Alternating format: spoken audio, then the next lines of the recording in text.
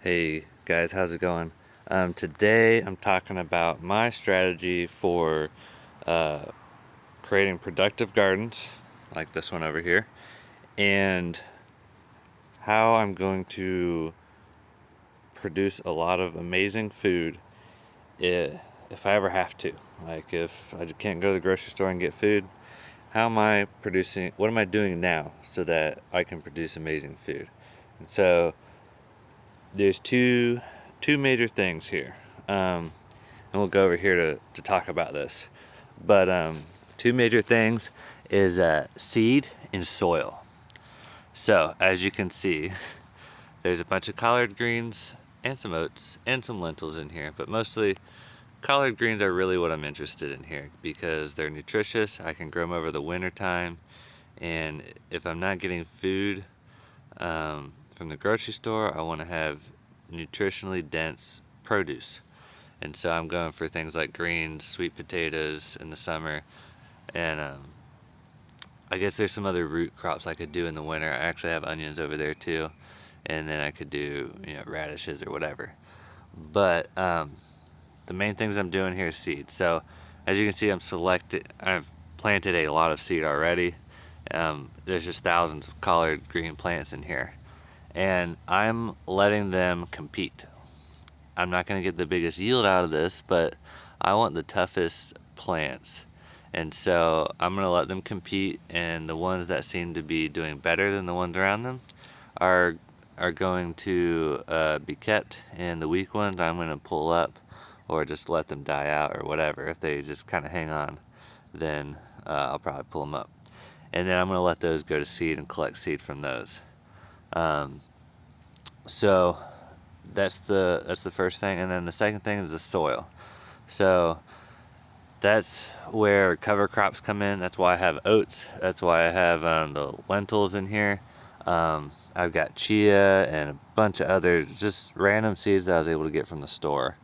What else was there? There's chia and quinoa. There's some quinoa in there. I don't really know what that looks like. I think it's these little guys right here, but really not sure. But I just scattered seed. And so the purpose of the lentils is a nitrogen fixer because it's a legume. So when it warms up, they're going to die along with the oats. These are black oats. They do well in Florida, so I'm growing them. But these oats are going to get fairly tall, hopefully at least a couple feet tall. And those are going to act as a mulch. And then, of course, over time as they break down, they're going to feed the soil.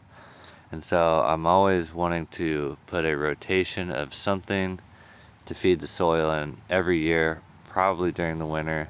And honestly, I'm probably going to grow it alongside something that produces. So these dark patches here, that's where I put in some potatoes. And so I have a wintertime root crop in there with the potatoes.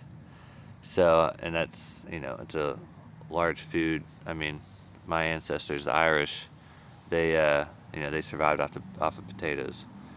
But as far as gardening goes, this is what I'm doing. Also, I want to produce something that can be feed for animals. So the legumes, the oats, these are all things that chickens, pigs, goats, whatever, any kind of livestock is gonna eat. So, um, I could. Oh,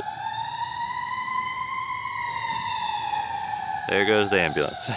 So anyway, this is stuff that I could let animals graze and feed off of, and um, if there's ever a time where like I want to expand, I want to have a lot of seed on hand ready to go, because if I can't get food, my neighbors can't get food either. And so I'm going to want to be planting in their yards as well, and on the vacant lot down the street, and pretty much everywhere. So I want to have a lot of oat seeds and legume seed and green seeds, and then I also want to have a lot of potatoes. So um, right now I'm growing potatoes here, and so this spring when I harvest them, I'm actually going to save them through the summer and replant them. I'm probably not going to eat many of them because I want to go through the full cycle of how to grow all this stuff without any dependence on the supply chain,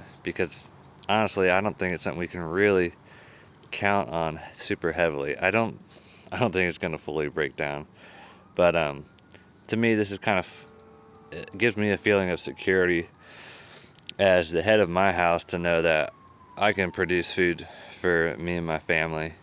And this is stuff I just want to pass down to my kids too. You know, I have a young son right now, and so I want to teach him this stuff. He may never use it either. Honestly, I think he will. He may have to, but you never know. You just don't know. So it's, you know, it's whatever. But yeah, here's some onions in here. So that's kind of my philosophy for this. And then another thing is also getting perennial plants in the ground. So right there, my neighbor, that's a blackberry bush coming up that my neighbor gave me. And then over here, that little tree right there, that's a peach tree. So I'm doing what I can with what I've got. And of course I've mulched all this. And that's another thing I'm doing for the soil. So this whole area will be arable, and it won't just be nasty sand when the time comes. And then these are some canna lilies, and apparently they have a tuber that is apparently edible but not very good. But this is just something that's going to produce organic matter that I can continue to amend my soil with. So yeah, my neighbor gave me several blackberry vines, and they're small, but they'll get bigger soon. So I put one here, and then I put some along that fence line over there. But yeah, that's just kind of the way I'm thinking about it. And then let's go back to these garden beds. These are experiments where basically I collected weed seeds, really is what they were. This is hairy vetch, this little spindly stuff.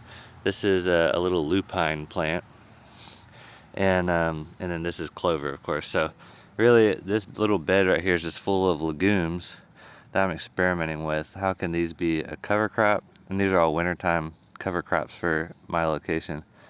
So I'm just seeing how they do in this environment, and can they be of value in the future.